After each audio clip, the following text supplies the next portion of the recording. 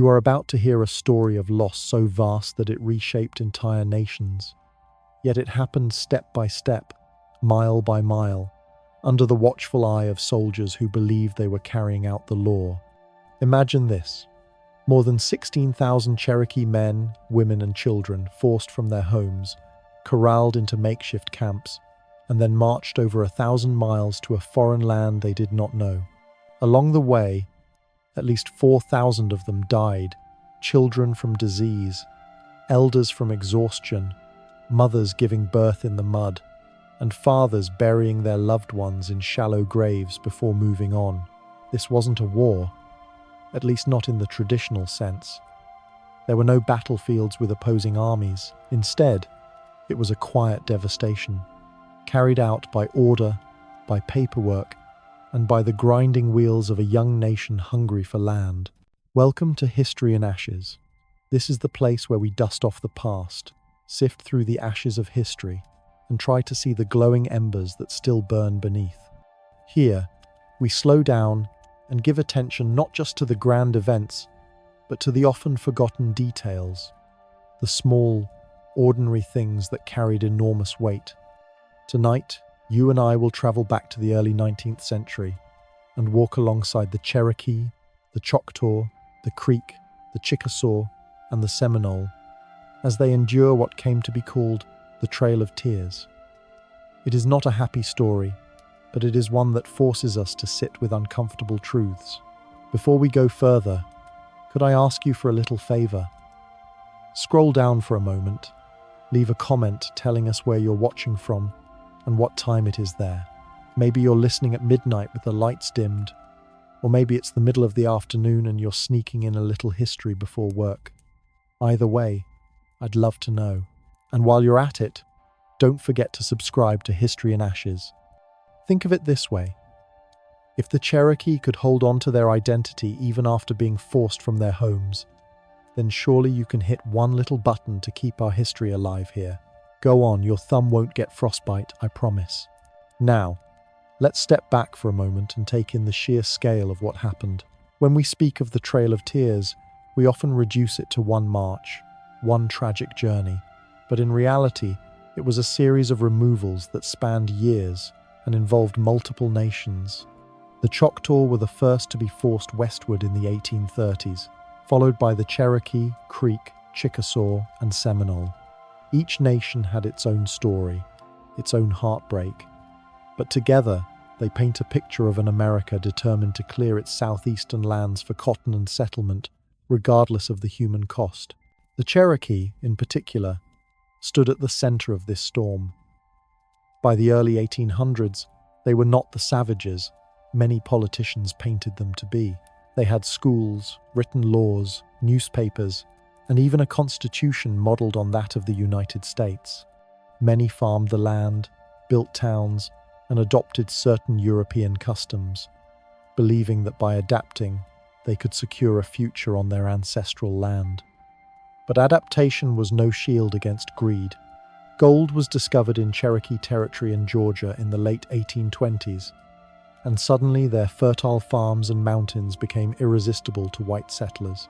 Georgia moved quickly to seize the land, passing laws that stripped the Cherokee of their rights, their government, and even their ability to testify in court against a white man. If you imagine this moment not as a sweeping event, but as a daily reality, it becomes all the more haunting. Picture a Cherokee family waking up in their cabin one morning in 1830, only to find a white settler already laying claim to their field. Or think of a Cherokee child attending a school built by the tribe, reading from a textbook printed in the Cherokee language invented by Sequoyah, while knowing that outside the classroom, their very identity was being declared illegal. These are the details that remind us history isn't just about dates and treaties. It's about ordinary people whose lives were overturned in slow, grinding ways. The legal fight became one of the most remarkable parts of the Cherokee struggle. Their leaders, especially Principal Chief John Ross, believed the American system of law might protect them. The case of Worcester vs. Georgia in 1832 went all the way to the Supreme Court, where the justices ruled that the Cherokee Nation was sovereign and that Georgia's laws had no authority within its territory. On paper, this was a massive victory. In practice, it meant nothing, because President Andrew Jackson refused to enforce it.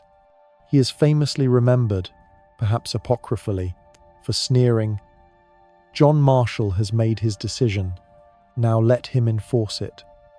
Whether or not he actually said those exact words, his actions made the sentiment clear. The law would not save the Cherokee. By 1830, Congress had passed the Indian Removal Act, giving Jackson the authority to negotiate removal treaties with native nations. But negotiate is a generous word.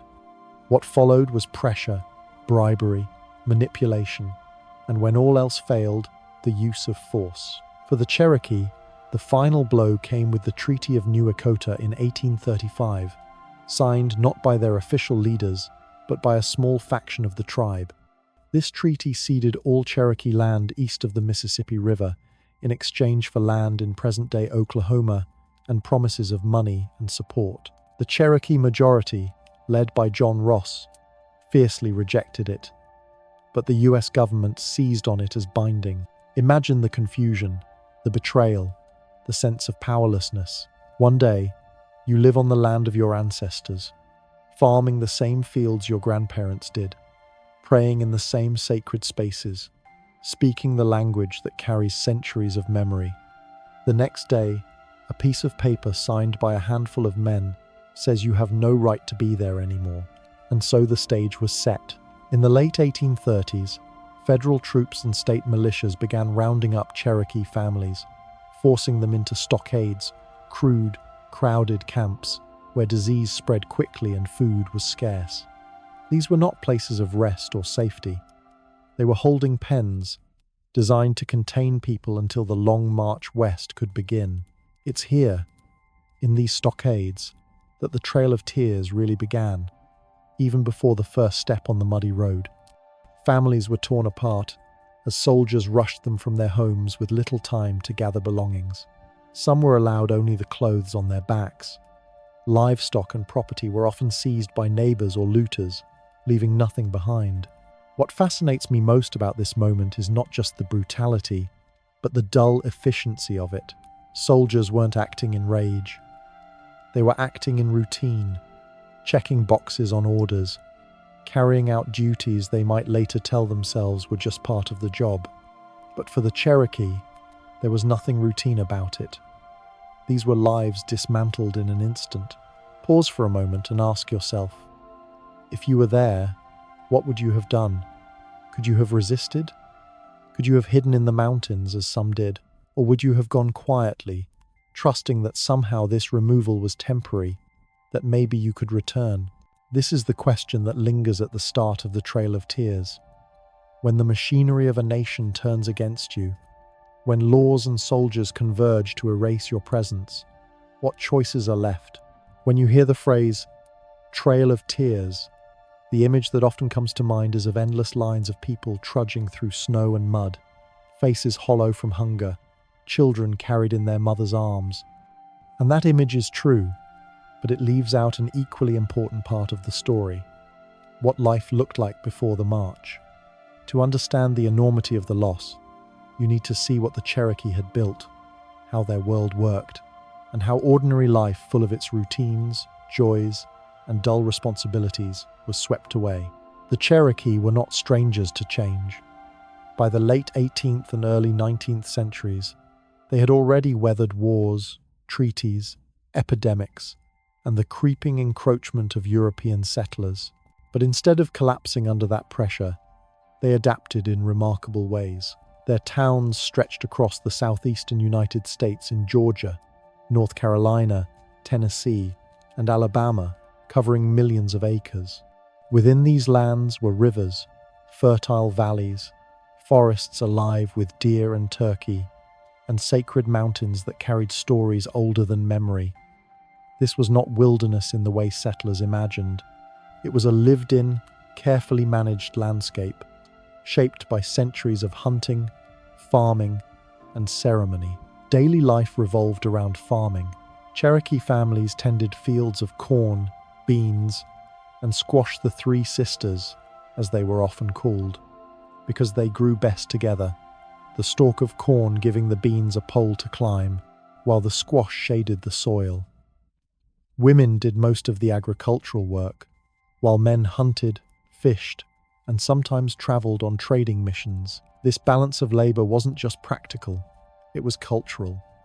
In Cherokee society, women held significant authority. Land was often passed down through the mother's line, and clan identity came from her as well. A child was not Cherokee because of his father, but because of his mother. This matrilineal system gave Cherokee women a voice in community decisions that startled outsiders who came from patriarchal European traditions. Another striking feature of Cherokee life was their government. In the early 19th century, the Cherokee established a national council, adopted a written constitution, and built a capital at New Echota. This was not a haphazard effort. It was a deliberate attempt to show the United States that they could govern themselves in a way that mirrored the republic surrounding them. They had a legislative body, courts, and even a police force known as the Light Horse Guard. These institutions were not mere copies. They blended Cherokee traditions with European American forms, creating something unique. And then there was Sequoyah. Imagine the audacity it must have taken for a single man who could not read or write English to invent a written system for his own language. In the early 1800s, Sequoyah unveiled his syllabary 86 characters representing the sounds of the Cherokee tongue. Within a few years, literacy among the Cherokee soared. By the 1820s, they had a bilingual newspaper, the Cherokee Phoenix, which published in both English and Cherokee, discussing everything from politics to farming techniques. Literacy was not just about communication, it was a shield. A written language meant laws could be preserved, history recorded, and arguments made in the language of treaties and courts. Religion, too, reflected a blending of worlds. Some Cherokee converted to Christianity through the efforts of missionaries, while others held fast to traditional beliefs centered on balance, harmony, and the sacredness of nature. Often, people wove the two together, attending a Christian service one day and participating in a stomp dance or green corn ceremony the next. This blending reflected resilience, not confusion. It showed a people determined to survive, even as the world around them shifted. If you walked through a Cherokee town in the 1820s, you might be surprised by what you saw. Log cabins with chimneys, fields neatly fenced, and families dressed in a mix of European-style clothing and traditional garments. Children might be seen carrying books, while their parents discussed news from the council or the Cherokee Phoenix. This was a nation that defied the stereotypes of savagery often used against them. Yet those stereotypes persisted, because they were convenient. If Americans could believe the Cherokee were primitive, it was easier to justify taking their land. Think for a moment about the dull, everyday details of this world, the ones that rarely make it into textbooks. A Cherokee woman rises before dawn to stir cornmeal into a pot, feeding her children before they walk to school. A man sharpens his hunting tools, not because he expects danger, but because winter always demands preparation. A council member copies down a resolution, ink smudging on the page, while outside his cabin chickens scratch in the dirt. These are the rhythms of life that would soon be shattered. When soldiers came to drive people out, they weren't displacing an abstract group. They were upending these ordinary routines, scattering them into chaos. The Cherokee also participated in the larger economy of the South. Many raised livestock, grew cotton, and engaged in trade. Some even owned enslaved African Americans, a deeply painful truth that complicates the narrative. It shows that the Cherokee were not outsiders to the world around them. They were deeply entangled in its systems, including its injustices. This entanglement made their forced removal even more striking. They had tried to show that they could coexist, even thrive, alongside white neighbors. And yet, it was not enough. Children growing up in this time might have believed they had a secure future. They could read, write, and inherit land through their mothers' clans. They knew the songs of their ancestors, and they could see the Cherokee flag flying over New Echota. To them, removal must have felt like a rupture of reality itself, a tearing away not just of homes, but of the very assumptions about what tomorrow would bring. When you picture the Trail of Tears, hold these images in your mind too. The newspaper printed in Sequoia's syllabary, the council debating laws in a capital city, the fields of corn and beans, the children reciting lessons. Without them, the tragedy can seem inevitable, as if the Cherokee were destined to be swept aside. But history is not destiny. They had built something solid, something vibrant, and it was destroyed not by fate but by human choice. If you pause here, you might feel a kind of quiet sadness, not just for the deaths that came later, but for the lives that were fully lived before, with all their ordinary hopes. What does it mean to lose not only people but the entire fabric of a society that had taken generations to weave? If you really want to understand why the Cherokee and other nations were forced from their homes, you need to follow the trail of land and money. History often looks dramatic in hindsight, treaties signed, laws passed, armies marching. But at its core, this story was about a young nation insatiably hungry for land. And in the early 19th century, land in the American South meant cotton, and cotton meant wealth. The cotton gin, invented in the late 18th century by Eli Whitney, had transformed southern agriculture. What once had been a labor-intensive crop became profitable on a massive scale. Suddenly, the rich soil of Georgia, Alabama, and Mississippi looked like a gold mine. Not literal gold, though that would come soon enough, but the green gold of cotton. Planters looked at Cherokee, Creek, and Choctaw lands not as the ancestral homes of thriving nations, but as untapped fields waiting to be filled with cotton plants and worked by enslaved labor. You can almost imagine the conversations on the porches of southern plantations in the 1820s, men in broad hats fanning themselves in the humid air, speaking casually of Indian lands as if they were already theirs. They didn't talk about the people living there, about the children attending schools, or the families gathering for harvest feasts. They talked about acres, soil quality, and profits. To them, Cherokee farms and villages were nothing more than obstacles to expansion. The pressure mounted even further when actual gold was discovered in Cherokee territory in northern Georgia in 1828. News of the find spread like wildfire, sparking what became the first major gold rush in the United States. Prospectors poured into the area, trespassing on Cherokee land, staking claims, and stripping hillsides in search of fortune. Georgia authorities did not stop them.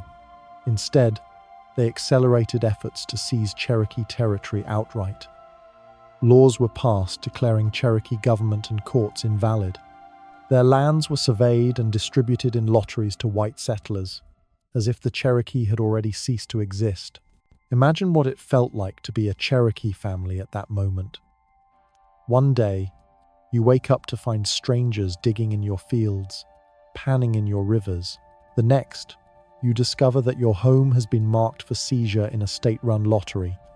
You are still living there, still planting your crops, still raising your children, but on paper, your home now belongs to someone else. It's a kind of theft that is hard to grasp because it was dressed in the clothing of law and policy, not open robbery. And yet, the effect was the same. All of this hunger for land had its champions in Washington. Chief among them was President Andrew Jackson.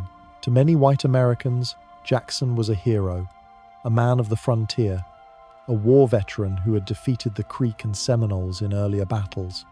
But to the native nations of the Southeast, Jackson was an implacable enemy.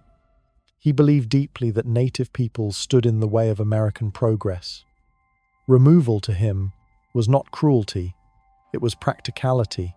He presented it as a generous act, a way to save native nations from extinction by moving them west, away from the expanding states. But behind this thin veil of benevolence was the hard truth. He wanted their land for white settlers and cotton plantations. Congress shared his appetite. In 1830, the Indian Removal Act was passed by a narrow margin, giving Jackson the authority to negotiate the exchange of native lands east of the Mississippi for territory in the West. Supporters argued it would bring order to the frontier, secure land for American farmers, and prevent violent clashes between settlers and native peoples. But opponents, like Congressman Davy Crockett, saw it for what it was: legalized theft. Crockett famously declared that he would rather be honestly damned than hypocritically immortalized, standing against the bill. His opposition cost him politically, but history has remembered his stand. Still, the act passed, and the machinery of removal began to grind forward. The Choctaw were the first to be forced west under this policy. Their removal in the early 1830s set a grim precedent. Thousands marched westward under military supervision, suffering hunger, disease, and exposure. The Choctaw chief George W.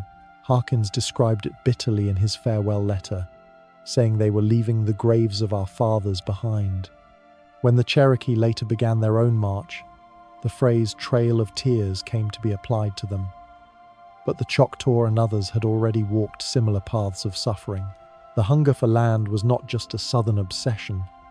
Across the nation, expansion was celebrated as destiny. Newspapers wrote about the opportunities of the frontier.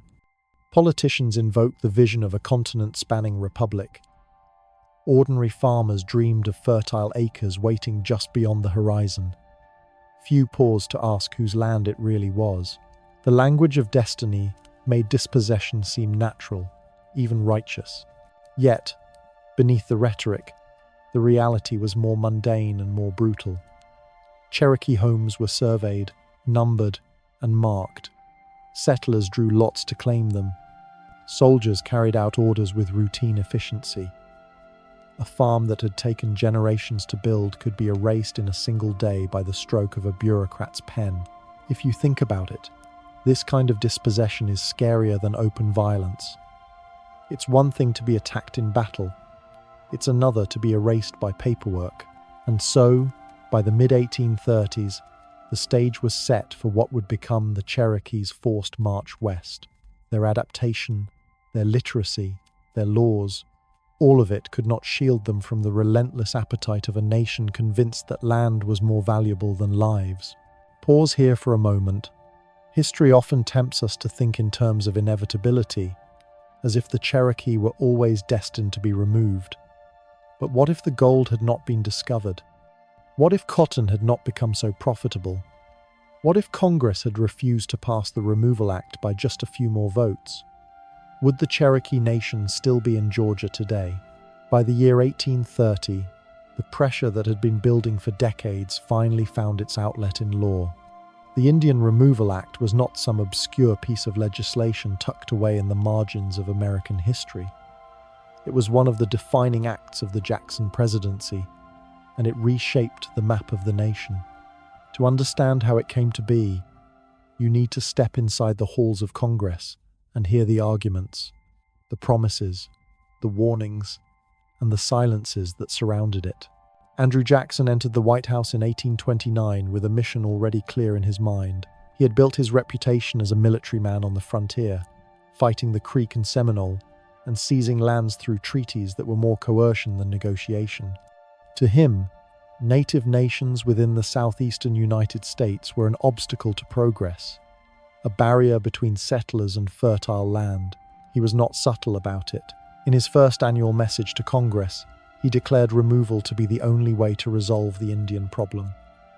He framed it not as conquest but as benevolence. Moving native peoples westward, he argued, would protect them from extinction. He claimed that if they stayed, they would be swallowed up by the expanding states, losing their culture and their lives. If they went, they could preserve their identity in peace. It was a neat argument, polished and persuasive to those who wanted to believe it, but beneath it lay the cold truth that the real aim was land. The bill Jackson pressed for was simple in its language but immense in its consequences. The Indian Removal Act authorized the president to negotiate treaties exchanging native-held lands east of the Mississippi River for territory in the west, in what is now Oklahoma and surrounding areas.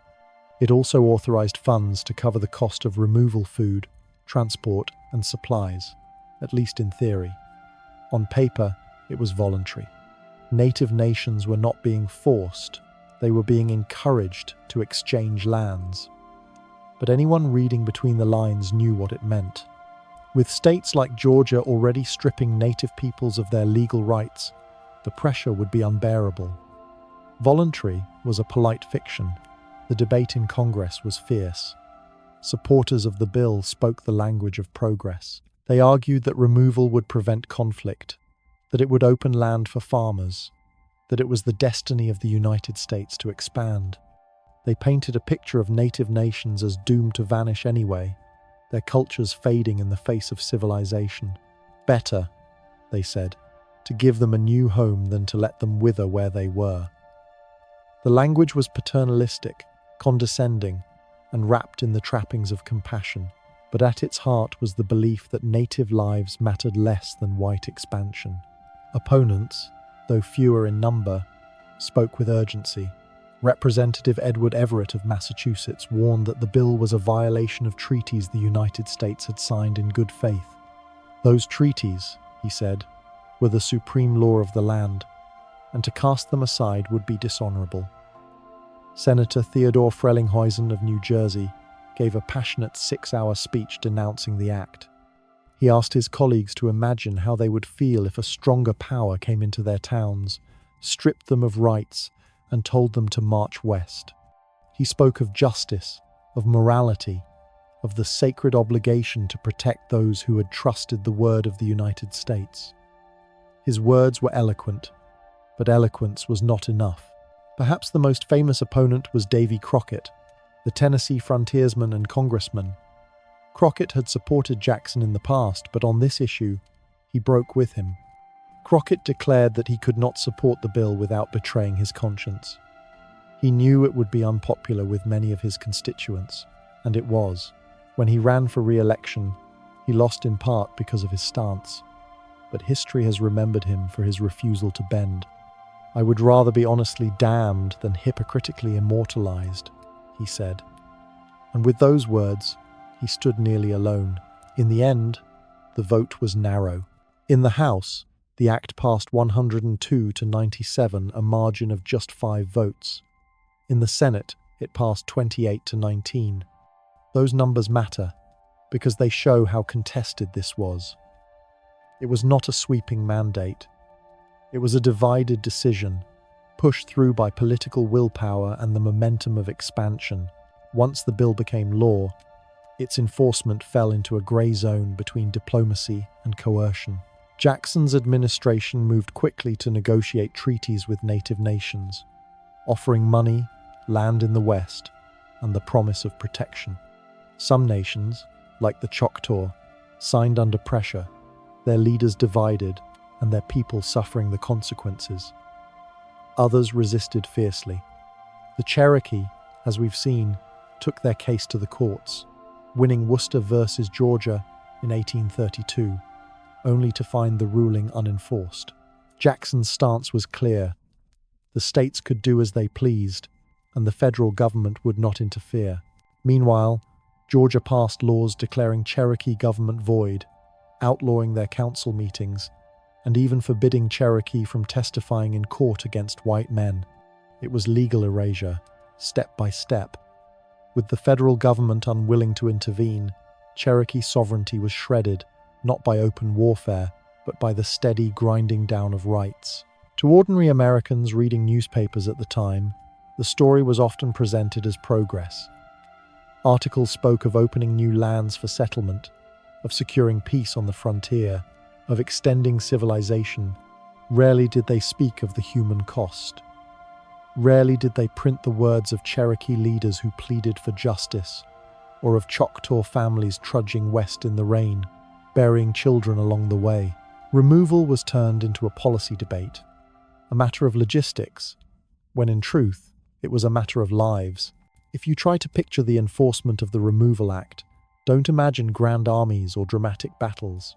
Imagine instead surveyors marking lines on maps, clerks drafting treaties, legislators arguing over budgets, soldiers quietly building stockades. Imagine the dull paperwork of dispossession, stamped and filed, each document another nail in the coffin of native sovereignty. It is this banality that makes it so chilling. Genocide by paperwork, some have called it. A slow-motion erasure carried out with pens, speeches and ballots as much as with guns. Think, too, of the ordinary settlers watching this unfold. For many poor white farmers, removal was not an abstract issue. It was a chance to acquire land through state lotteries, to secure farms they could pass to their children. To them, it must have felt like opportunity. Did they question what it meant to seize a farm from a Cherokee family who had lived there for generations? Some did, but many did not. They saw land, and they took it. By the mid-1830s, the consequences of the Indian Removal Act were visible everywhere. The Choctaw had already been marched west in what their chief called a trail of tears and death. The Creek were pressured into treaties that stripped them of millions of acres. The Seminole resisted, fighting a costly war in the swamps of Florida. And the Cherokee, still clinging to their homeland, still resisting removal, waited as the pressure mounted, knowing their time was running out. So, here is the question that lingers when we look back at 1830. If the vote had gone differently by just a handful of ballots, what would America look like today? By the time the Indian Removal Act had been signed into law in 1830, the Cherokee Nation found itself caught in a tightening vice. On one side stood the state of Georgia, stripping away their legal rights and surveying their land for lotteries. On the other side stood Andrew Jackson's administration, offering treaties that amounted to surrender. Yet the Cherokee were not passive. They did not simply wait for removal to overtake them. They resisted, and their resistance was as remarkable as it was tragic. Principal Chief John Ross was at the center of this fight. Ross was a man of mixed ancestry, part Scottish, part Cherokee, but he identified wholly with the Cherokee Nation. Soft-spoken yet determined, he carried himself with a quiet authority that made him a natural leader. He was not a warrior in the traditional sense, but a strategist who believed in the power of law and diplomacy. Ross argued that the Cherokee could defend their sovereignty by appealing to the principles of the United States itself. After all, the United States had signed treaties with the Cherokee, recognizing them as a distinct nation. Surely, he reasoned, those promises must mean something. Under Ross's leadership, the Cherokee turned to the courts. Their case culminated in Worcester versus North, Georgia, in 1832, a legal battle that would become one of the most important and most hollow victories in Native American history. The case centered on Samuel Worcester, a missionary who lived among the Cherokee and defied Georgia's law, requiring white residents in Cherokee territory to obtain state permits. Worcester and others were arrested, and the case eventually reached the Supreme Court. Chief Justice John Marshall delivered the opinion. The Cherokee Nation was a distinct political community, and Georgia's laws had no force within its borders. In legal terms, it was a stunning affirmation of Cherokee sovereignty, but law, as the Cherokee would learn, is only as strong as the will to enforce it. Andrew Jackson, who despised Marshall's decision, made no move to carry it out. Whether or not he actually uttered the infamous line, "John Marshall has made his decision, now let him enforce it," the sentiment was plain. Without the support of the executive branch, the court's ruling was a piece of paper, nothing more. The Cherokee had won a battle of words, but the machinery of removal rolled on. Still, Ross and his allies refused to give up. They petitioned Congress, they lobbied sympathetic politicians, they sent delegations to Washington. The Cherokee Phoenix, their newspaper, printed editorials defending their rights, reminding Americans that the Cherokee were not strangers or outsiders, but neighbors who had embraced farming, education, and governance. They reminded the nation that treaties had been signed, and promises made. Again and again, Ross insisted that removal was not inevitable, that justice might yet prevail. But not all Cherokee agreed with Ross's approach. A faction within the nation, led by Major Ridge, his son John Ridge, and Elias Boudinot, believed resistance was futile. They argued that the tide of white expansion was too strong, that no court ruling or petition could stop it. Better, they thought, to negotiate a removal treaty on the best possible terms, securing money, land in the West, and the chance to rebuild before everything was lost. Their position was unpopular. Most Cherokee opposed removal in any form, but they saw themselves as pragmatists facing a grim reality. This division would prove catastrophic. In 1835, the Ridge faction signed the Treaty of New Echota, ceding all Cherokee lands east of the Mississippi in exchange for land in present-day Oklahoma, plus compensation.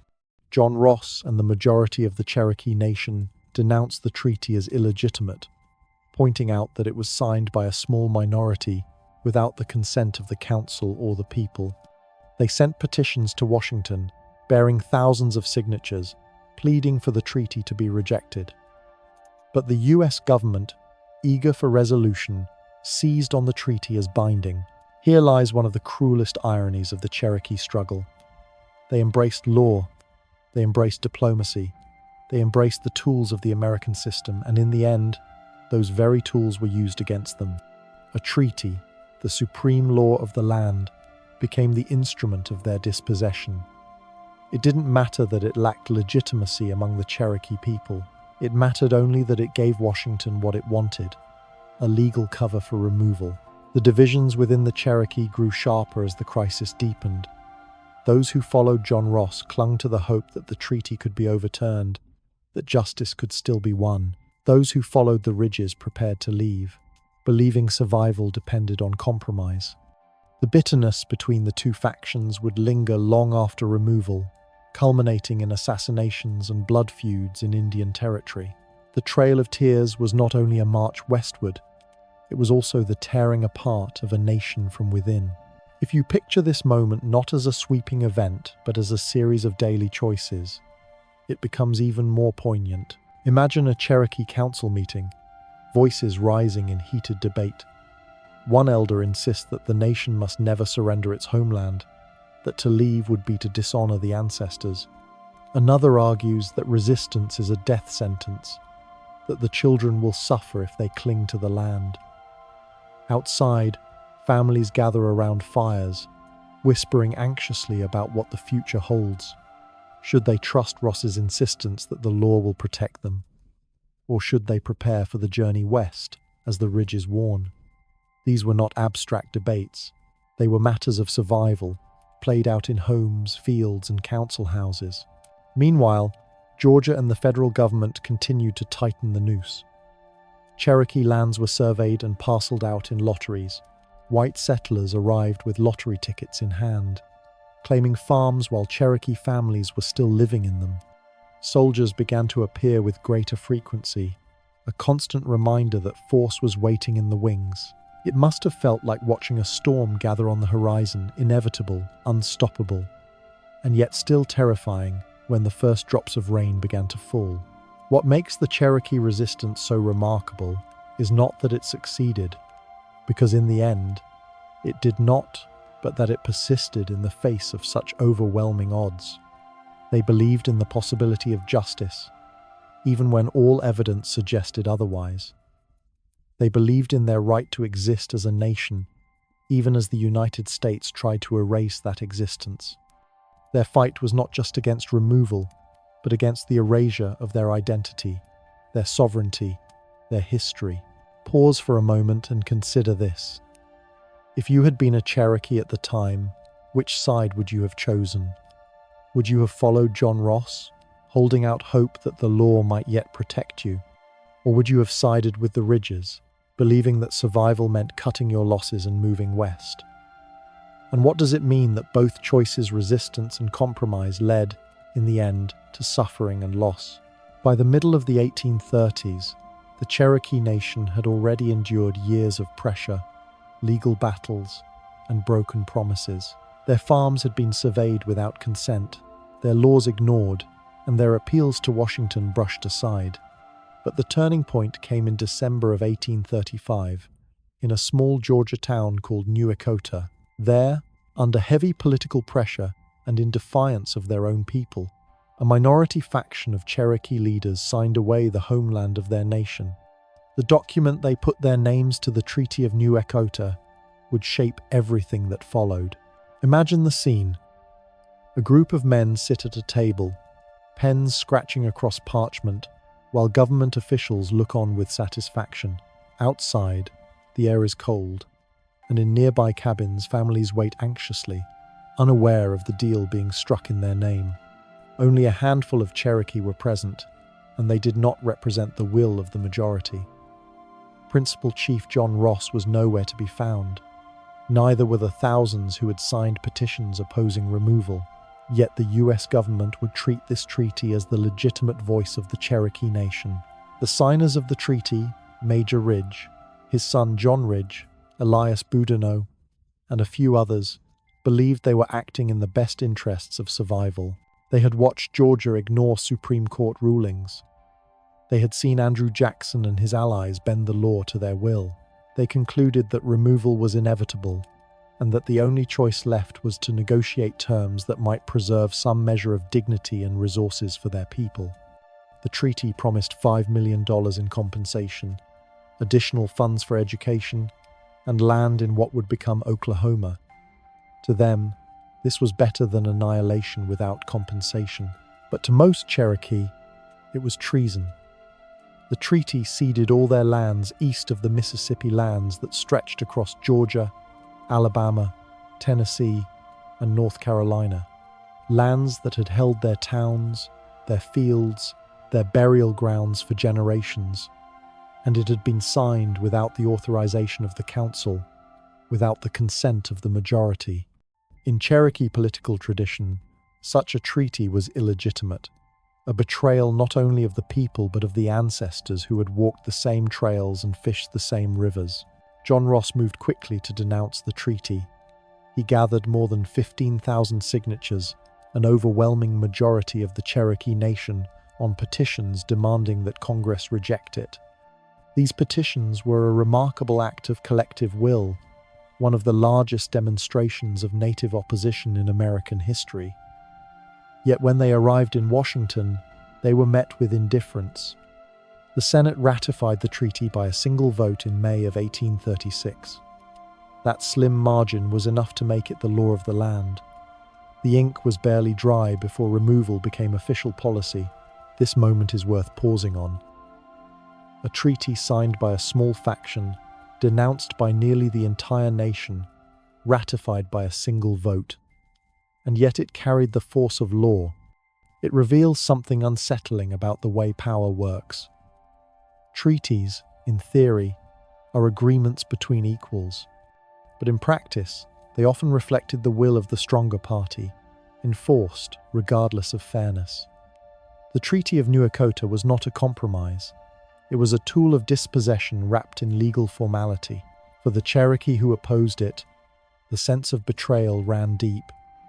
Families who had trusted in the leadership of John Ross, who had believed in the power of law, now saw the ground fall away beneath them. They had done everything the United States had asked, adopted a constitution, built schools, defended their rights in court, and still, their homeland was being taken from them. What lesson could they draw from this? Except that promises meant nothing when land was at stake. The divisions created by the treaty fractured Cherokee society. The Ridge faction, already controversial, now faced outright hostility. Many saw them as traitors who had sold their people's future for personal gain or misguided pragmatism. In the years that followed, some of these men would pay with their lives. Major Ridge, John Ridge, and Elias Boudinot would all be assassinated in the aftermath of removal, killed by fellow Cherokee who saw their signatures on the treaty as unforgivable betrayals. But the consequences extended beyond politics and personal vendettas. Ordinary Cherokee families now faced impossible choices. Some began preparing to leave, gathering what possessions they could carry, trying to imagine life in the West. Others refused to accept removal, holding on to their farms and homes in defiance of the treaty. They told themselves that perhaps something would change, that perhaps the government would relent, that perhaps justice would be restored. But with each passing month, the pressure mounted.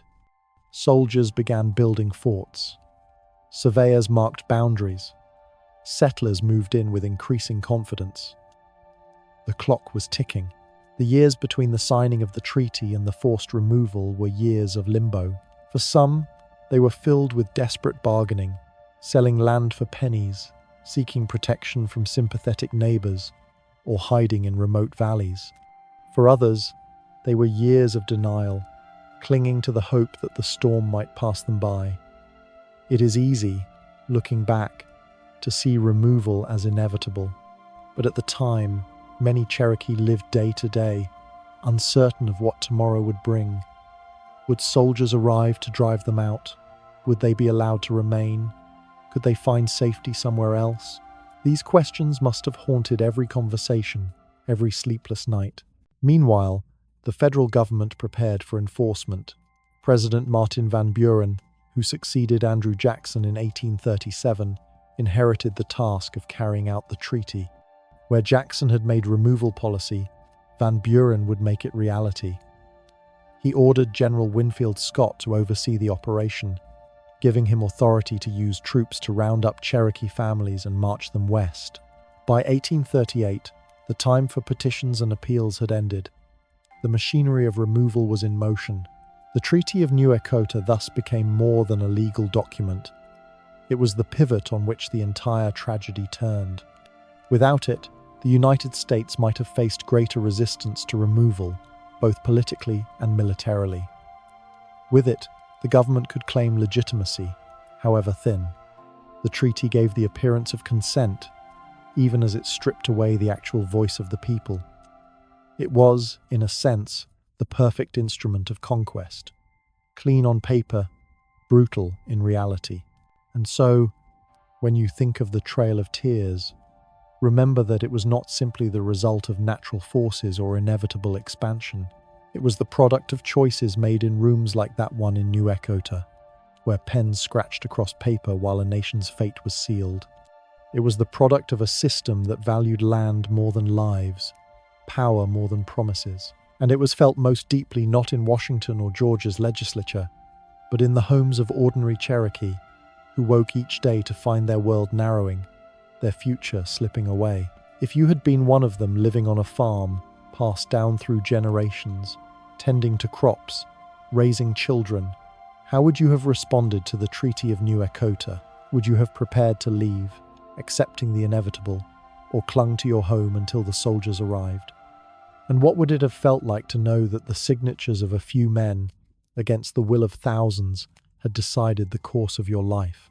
By the spring of 1838, the Cherokee Nation was living in a state of tense anticipation. The Treaty of New Echota had been ratified 2 years earlier, but the United States had not immediately enforced removal. For many families, this delay was a cruel limbo, a waiting game filled with uncertainty, fear, and impossible choices. Some clung stubbornly to their homes, believing that perhaps a miracle or a legal reprieve might save them. Others began to quietly prepare for the journey west, gathering what they could carry, knowing that soldiers could appear at any moment to force them onto the march. The federal government, now under President Martin Van Buren, moved cautiously at first. Officials were aware that large-scale removal would attract attention and potentially spark violent resistance. General Winfield Scott, a career Army officer, was given command of the operation. Scott, known for his meticulous planning and discipline, approached the task with military precision. He requested several thousand soldiers to enforce removal and establish temporary depots where Cherokee could be gathered and organized for the march west. Imagine, for a moment, the arrival of soldiers in Cherokee towns. Families were tending their fields, children playing along the riverbanks, women preparing meals, when lines of uniformed men appeared on horseback, rifles slung across their backs. Notices were read aloud declaring that, under the Treaty of New Echota, all Cherokee must relocate west of the Mississippi. The language was formal, polite in tone, but the meaning was devastating. Resistance, though understandable, could be met with force. The presence of the army made any defiance costly. This moment, soldiers standing at the edge of your farm, holding the power to uproot your life, is almost impossible to fully comprehend today. The Cherokee had fought battles of diplomacy, law, and negotiation for years. Yet here was a situation that rendered all those victories meaningless. Homes that had stood for generations were now temporary shelters. Fields cultivated with care were about to be abandoned, and families were forced to confront the terrifying logistics of moving hundreds or thousands of miles through difficult terrain, often with little more than what they could carry on their backs. In towns like Rossville, New Echota, and Tahlequah, the first detachments of soldiers began to round up Cherokee families. Some families tried to hide or flee to the hills, but escape was difficult. The army had been instructed to ensure compliance, and local militias, often composed of settlers who had long coveted Cherokee land, assisted in enforcement. It was not always violent at first, but the threat of violence loomed constantly. Children clung to their mothers, elders tried to gather essential belongings, and families made heartbreaking decisions about what to take and what to leave behind. One of the cruel ironies of this period was that the soldiers were trained professionals, but the removal was far from orderly. The Cherokee were not treated as prisoners in a conventional sense, but as people whose lives could be reorganized at will. Temporary encampments were established, often in fields or on the edges of towns. Families were registered, counted, and assigned to detachments. Food and supplies were promised, but these were limited and poorly managed. Even before the march began, hunger, exposure, and disease began to claim victims. As the weeks passed, it became clear that the scale of removal was staggering. Thousands of Cherokee were being gathered across multiple states. Families who had lived only a few miles apart were separated for weeks at a time in different camps, waiting for transport and organization. The psychological toll was immense. People who had spent their entire lives in a familiar landscape were now facing uncertainty and forced movement. The mountains, rivers, and valleys that had provided food, shelter, and spiritual grounding were now places of anxiety, not comfort. Even in these early stages, the human cost was apparent. Reports from army officers and local observers note instances of illness, exhaustion, and despair. Some elderly or sick individuals were unable to walk, and decisions had to be made about whether to carry them or leave them behind.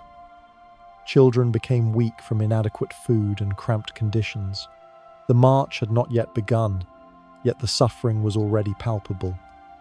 Families could only brace themselves for the long journey ahead, hoping to survive the trek that awaited them. Within the Cherokee Nation, emotions ran the gamut. There was anger at the betrayal by the Ridge faction, frustration with the federal government, and sorrow at the impending loss of homeland. At the same time, there were practical preparations. Blankets were sewn, bundles packed, livestock herded to temporary locations, and horses and wagons requisitioned where possible. Every decision involved impossible trade-offs. Take too little and risk exposure and starvation. Take too much and slow the journey to the point where illness and death would strike first. The Army's presence also exacerbated tensions within Cherokee society. Those who had supported John Ross clung to hope and resisted leaving until forced, while those who had reluctantly agreed with the treaty felt vindicated but anxious. Families that had been neighbors for generations now found themselves separated into different detachments, and in some cases, relationships fractured under the strain of preparation and fear. The social fabric of the nation, which had survived decades of outside pressure, was now fraying under the immediate threat of removal. As summer approached, the temporary camps became the staging grounds for the journey west. Soldiers organized detachments into groups of hundreds, assigned routes, and prepared to move. The The Cherokee had no say in timing or direction. They had no control over how many days they would march before a rest stop, or how far they would be forced to travel each day. The landscape that had once provided certainty, the mountains, rivers, and forests, was now a domain of vulnerability. And yet, even in the face of this looming disaster, the Cherokee showed resilience. Parents comforted children, elders gave guidance on survival, and people shared limited resources. Stories of small acts of kindness, sharing water with neighbors, caring for the sick, helping a child over a rough path, are scattered throughout accounts from this period. These are not heroic tales of battle, but the quiet heroism of ordinary survival, of human beings striving to maintain dignity in circumstances designed to strip it away. As the first detachments prepared to depart, the reality of displacement began to sink in. This was not a temporary relocation. It was a permanent severing of ties to land, community, and memory. Farms would be taken over by settlers. Sacred sites would be abandoned. Grave sites left behind would no longer be tended by family. The Cherokee were being asked not just to walk, but to erase their presence from the southeastern United States, a removal both physical and cultural. And so, when the march finally began, the Cherokee were already weakened physically, emotionally, and spiritually. Soldiers, supplies, and temporary camps had prepared them in part, but the enormity of what lay ahead was impossible to convey. The first steps westward were taken under the shadow of betrayal, fear, and inevitability. Families would soon confront heat, disease, starvation, and death on a scale that made these early preparations seem almost trivial. Pause here and reflect. What would it feel like to be forced to leave the land of your ancestors, knowing that every step westward would be a step away from everything familiar and beloved? How do ordinary people carry themselves in the face of such monumental injustice, when every choice is constrained and survival itself is uncertain? By the autumn of 1838, the Cherokee were being herded into military-controlled detachments, preparing for what would become one of the most infamous forced migrations in history. The soldiers, led by General Winfield Scott, organized the people into groups, often of hundreds, and assigned military escorts to maintain order. What began as a gathering in temporary encampments now turned into a march, slow, deliberate, and inexorably toward the west. Families left homes they had known for generations, farms they had painstakingly cultivated, and the graves of their ancestors. The march started with a sense of disbelief. Some Cherokee refused to leave, hiding in remote areas, trusting that the government might relent or that weather and terrain would offer protection. But the army's presence was relentless. Soldiers patrolled forests, rode along rivers, and searched hills. Families were located, rounded up, and escorted to the main detachments. The psychological strain was enormous. Children cried for homes, elders mourned what would soon be lost, and young adults struggled to maintain morale. Even those resigned to departure were not prepared for the physical ordeal ahead. The first miles west were deceptively manageable. Soldiers attempted to maintain a routine, march in the morning, stop for food and water in the afternoon, set up camp in the evening. But the Cherokee were already weakened by months of anxiety, limited supplies, and prior illness.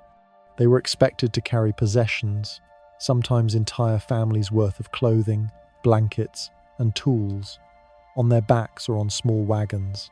Those who could not keep pace were left behind temporarily, only to be forced onward later. The strain on the human body was immense.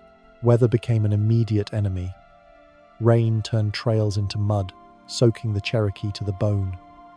Cold nights in the fall caused exposure and hypothermia among the weak and elderly. Children, unable to endure long walks, were carried by parents already exhausted from hours of marching. Illness, which had been lurking in temporary encampments, spread rapidly in these conditions.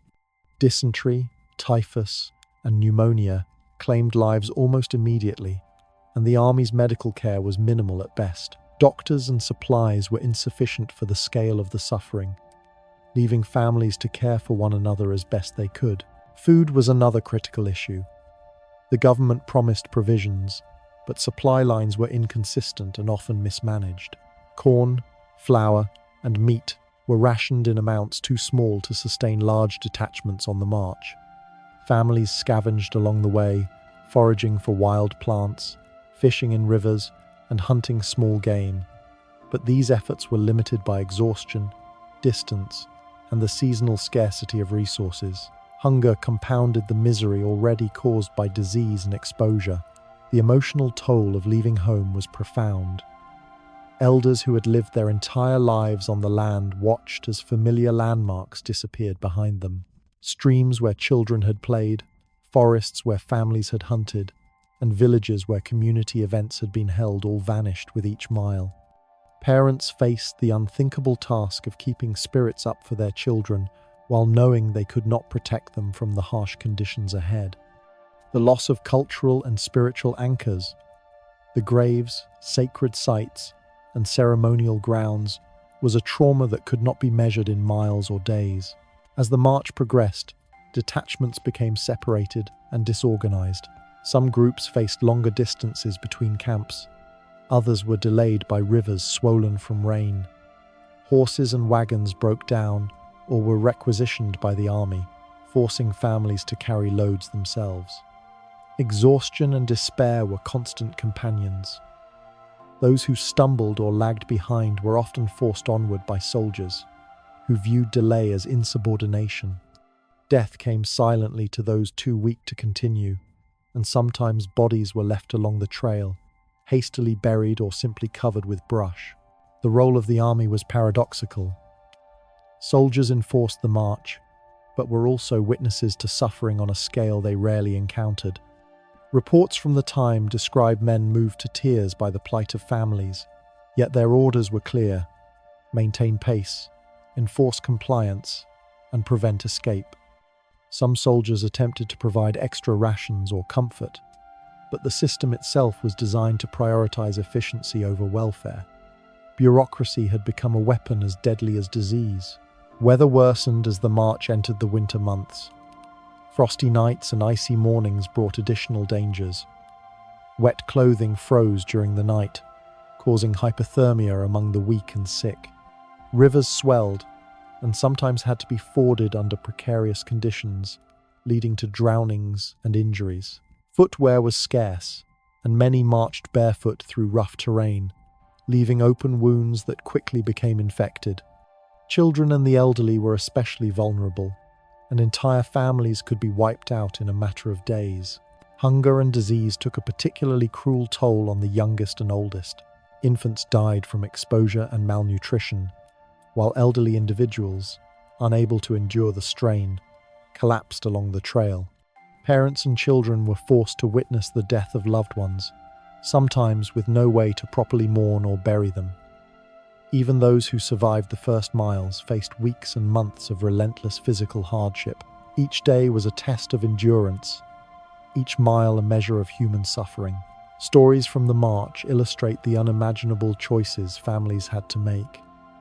Parents sometimes had to leave belongings behind to carry children. Others had to decide whether to help a sick relative at the risk of slowing the entire group. Soldiers often intervened, enforcing rules that were meant to maintain progress but only increased the stress and moral anguish of those marching. The Trail of Tears, in its early days, was a combination of meticulous planning and chaotic improvisation, an orchestrated human disaster unfolding across the landscape. Yet even in these first weeks, the Cherokee displayed remarkable resilience. Families formed informal support networks, sharing food, blankets, and encouragement. Elders advised younger members on survival strategies, instructing them on which plants were edible, how to cross streams safely, and how to tend to the sick. Children learned quickly to endure pain and fatigue, often carrying small siblings or supplies for others. Acts of quiet heroism emerged in the face of overwhelming adversity, an unremarkable but extraordinary testament to human endurance. Despite these acts of courage, the death toll in the opening weeks was alarming. Estimates vary, but hundreds of Cherokee died before reaching the first major depots along the route. The combination of disease, exposure, hunger, and exhaustion created a cascading effect.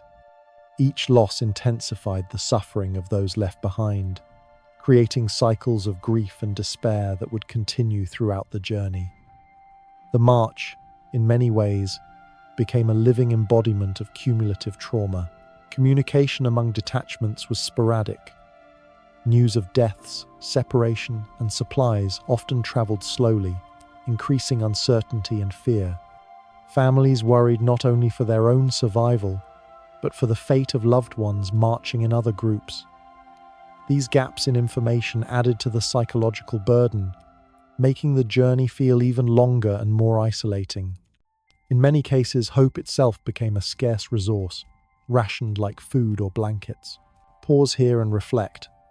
What would it be like to wake every morning knowing that the road ahead was not just long, but deadly? That every step could bring illness, starvation, or the death of someone you love? How would you find the strength to continue when even survival seemed uncertain? As the march west progressed into the late autumn and early winter of 1838, the Cherokee began to confront the most relentless enemy of all, the cold. The first frost had arrived, and with it came icy mornings that chilled the bones of even the strongest walkers.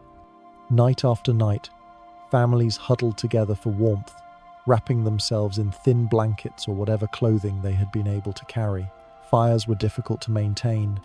Wood was scarce in some areas, and damp conditions often made them nearly useless. Hypothermia became a constant threat, particularly to children and the elderly, who lacked the physical reserves to endure the freezing nights. The terrain itself offered no mercy. Cherokee detachments trudged through dense forests, across swollen rivers, and over rocky hills, often with little rest. Rain turned trails into quagmires, turning already exhausting marches into near impossible treks. Snow fell in patches, covering footprints and making navigation difficult. Each step demanded not just physical strength, but mental fortitude. For families already weakened by hunger, disease, and emotional trauma, these miles became a slow, punishing test of human endurance. Food shortages worsened as detachments moved further from their original homelands. Rations, already minimal, ran out quickly, and the army's supply lines could not keep pace with the dispersed groups.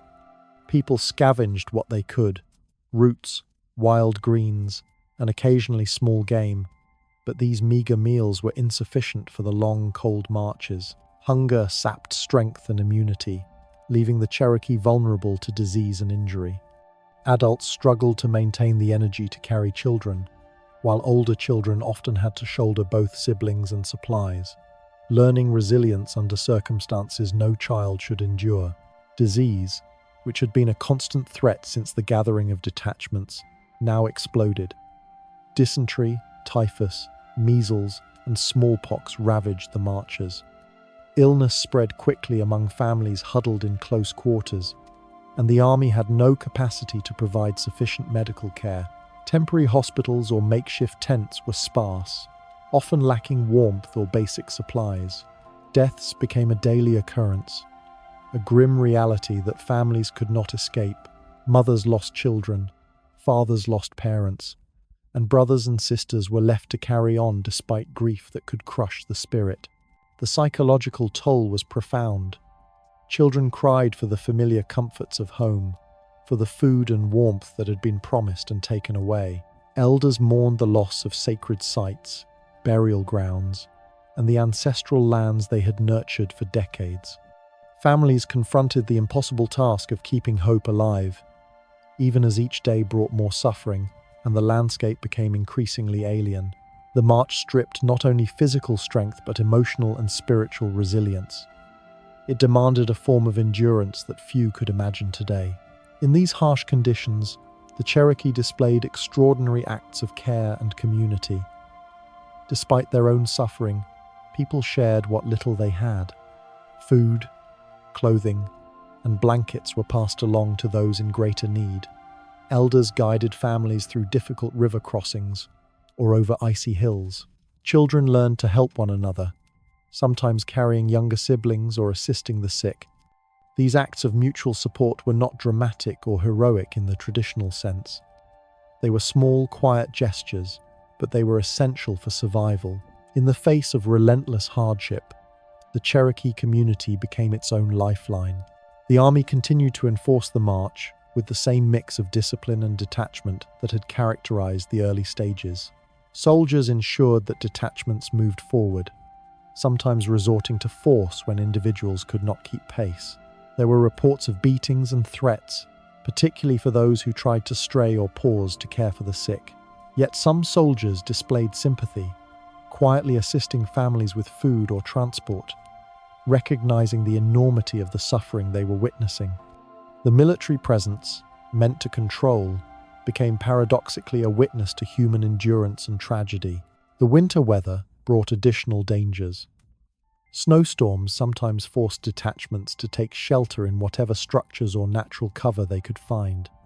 Streams and rivers froze, creating treacherous conditions for crossing. Footwear wore thin or was lost entirely, leaving bare feet to encounter rocks, ice, and mud. Frostbite was common, leaving permanent injuries for those who survived. Each mile walked was a testament to determination and sheer willpower, yet it also meant exposure to ever-growing dangers. Families faced moral and practical dilemmas daily. Should a sick relative be carried and risk slowing the entire group, or left temporarily, hoping to reunite later? Should a child who could not keep pace be pushed onward, or allowed to rest and risk separation? These were choices that no parent or child should ever have to make, yet they became routine decisions along the trail of tears. The consequences were often immediate and tragic. Those who lagged behind or were left in temporary shelters sometimes did not survive to rejoin their families. Amidst this suffering, stories of endurance emerged. Individuals who might have appeared ordinary before the march became extraordinary through necessity. Fathers carried supplies and children alike for days on end. Mothers guided families through rivers and forests, and children adapted quickly to tasks that far exceeded their years. People learned to ration limited food, to find shelter in the most inhospitable conditions, and to maintain community networks even in the chaos. This resilience was not celebrated at the time. It was survival in its most raw and uncompromising form, but it is a central part of the narrative. Death, however, could not be avoided. Reports estimate that thousands of Cherokee died along the march, though exact numbers are uncertain. Entire families were sometimes wiped out, leaving children or elders alone. The loss was both immediate and cumulative, weakening detachments, sapping morale, and leaving survivors to confront not only the hardships of the journey, but the emotional weight of grief. Each death was a reminder that the march was not just a relocation, but a human catastrophe, meticulously documented in diaries, letters, and later recollections. Cultural loss accompanied physical suffering. Sacred items, ceremonial tools, and traditional clothing were often left behind due to lack of space or weight. Songs, stories, and oral histories were interrupted as communities moved, leaving gaps in continuity. Even language and education once maintained in schools and community centers were disrupted as teachers, students, and elders were scattered. The Trail of Tears was, therefore, a displacement of both bodies and culture. Each step westward eroded not only life, but memory, tradition, and identity. Despite the overwhelming challenges, moments of humanity persisted. Communities paused to care for the sick, shared scarce resources, and maintained rituals where possible. Elders instructed children in survival techniques. Songs were sung to maintain morale, and families comforted one another in grief. These acts, small but vital, represent a thread of resistance to the dehumanizing conditions imposed by removal. Even in despair, the Cherokee found ways to support one another, demonstrating the strength of communal bonds. Pause here and reflect.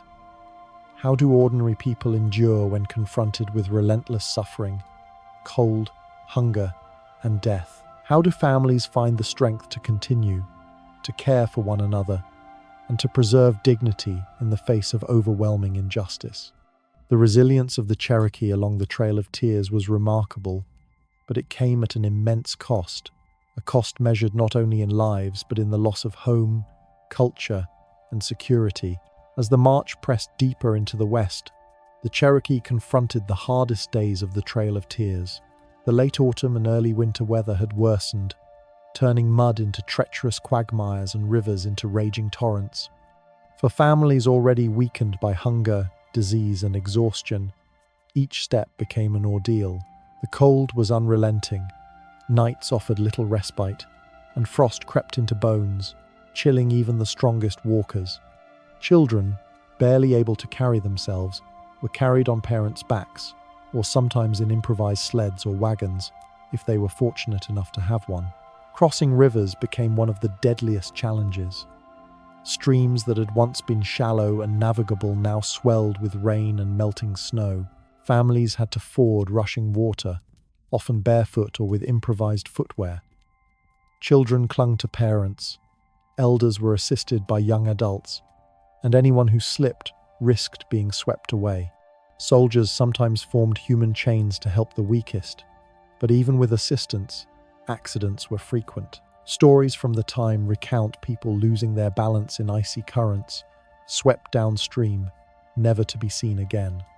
Others narrowly escaped, drenched to the bone, their clothing frozen around them before they could build a fire. The conditions compounded disease and exhaustion. Dysentery and typhus, already rampant in temporary camps, spread rapidly in the cramped conditions along rivers and makeshift crossings. Smallpox outbreaks flared, particularly among children whose immune systems were weakened by hunger. Medical supplies were limited and often poorly distributed, leaving families to improvise care. Herbs and traditional remedies were sometimes used, but they could not compensate for lack of food, warmth, and rest. The sick and weak slowed entire detachments, creating difficult choices for those tasked with maintaining pace. Food scarcity worsened dramatically during these river crossings. Families depended on meager rations, supplemented by whatever could be foraged or hunted along the way. But frozen ground, rain-sodden forests, and cold rivers made gathering food nearly impossible. Starvation became a constant threat, weakening resistance to disease and reducing the strength needed to carry children or supplies. Parents had to make agonizing decisions about rationing what little food remained, sometimes choosing between feeding themselves or their children. Psychological strain reached a breaking point. The landscape, unfamiliar and forbidding, offered no comfort. Trees were stripped of leaves, rivers were swollen and grey, and the sun disappeared behind clouds that seemed permanent. Children cried for homes that no longer existed. Elders mourned the ancestral lands they had left behind, the sacred places, burial grounds, and ceremonial sites. Families were isolated in their suffering. Even when together, they felt the weight of cumulative trauma pressing upon them. Fear and grief became constant companions. Yet amid these conditions, acts of resilience and mutual support persisted. Families huddled together for warmth, shared scarce food, and took turns carrying the weakest members. Elders instructed children in survival techniques, how to find safe footing on slippery banks, how to identify edible plants, and how to improvise clothing or footwear from blankets or bark. Even in extreme exhaustion, parents encouraged their children to keep walking, emphasizing the importance of continuing together as a community. These acts were quiet, often unnoticed by outsiders, but they were essential for survival. The military presence continued to enforce progress, sometimes harshly. Soldiers, tasked with keeping detachments moving, could be ruthless in their discipline. Those who lagged behind were urged forward with threats or physical prodding. Families were forbidden to linger at riverbanks to care for the sick or bury the dead. Some soldiers showed compassion, discreetly helping carry children or offering extra rations. But the march itself left little room for kindness. Survival demanded relentless forward motion, often at the cost of personal care or dignity. In the dead of winter, Frostbite and hypothermia became common. Wet clothing froze overnight, leaving skin exposed to cracking and sores. Children, unable to articulate their pain, suffered silently, sometimes losing toes or fingers to frostbite. Elders, already weak from exhaustion, struggled to maintain warmth and energy. Fires were scarce, wood was damp, and snow or ice often covered potential fuel.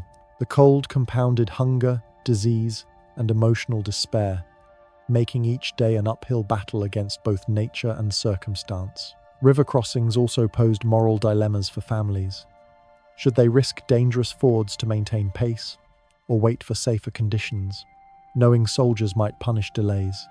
Should they carry a sick child across icy water, slowing the group, or leave the child with a relative temporarily? These choices were excruciating, with consequences often fatal. Parents were forced to make decisions that no one should ever face, balancing survival, duty, and love under impossible conditions. The winter months also brought isolation. Detached groups lost contact with one another, and news of distant family members became uncertain. Some detachments were weeks behind or ahead, creating anxiety for those who worried about loved ones. The separation, combined with the physical strain, created a sense of despair that pervaded the march. Survival became a daily negotiation with nature, illness, and the ever-present army, while hope became a scarce and precious resource.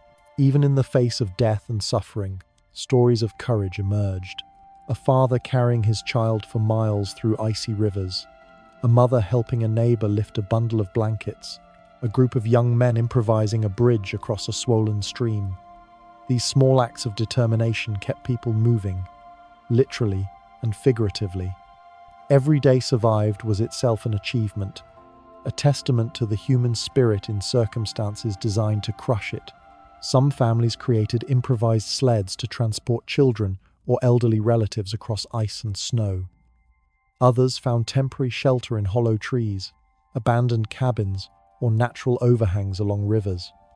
Each solution was fragile, improvisational, and fraught with danger, yet it allowed people to continue. Survival was a constant negotiation between ingenuity, endurance, and sheer will. Death remained ever present. Bodies were often left where people fell, hastily buried or covered with brush. Soldiers sometimes recorded deaths, but many went undocumented. Families mourned in silence, unable to perform traditional rites or gatherings. Grief became a companion as familiar as hunger, and for those who survived, the loss shaped every remaining step of the journey. The winter march transformed the Trail of Tears from a displacement into a crucible of endurance, grief, and resilience. Pause here and reflect. How do ordinary people endure under relentless cold, hunger, and danger, while witnessing the death of children, parents, and neighbors? How do communities maintain hope when every step seems to strip away life, land, and memory? The resilience of the Cherokee during these winter marches was astonishing, yet it came at a cost that echoes across generations. By the time the Cherokee detachments had been on the road for several weeks, the full weight of the Trail of Tears was settling in. The initial shock of displacement had worn off, replaced by the slow, grinding reality of survival under constant duress. The march had become a rhythm of exhaustion, hunger, and fear, punctuated by moments of fleeting hope. Families had learned to expect the unexpected, but the relentless combination of cold, fatigue, and disease continued to strip them of strength. Disease had become the invisible enemy that haunted every step.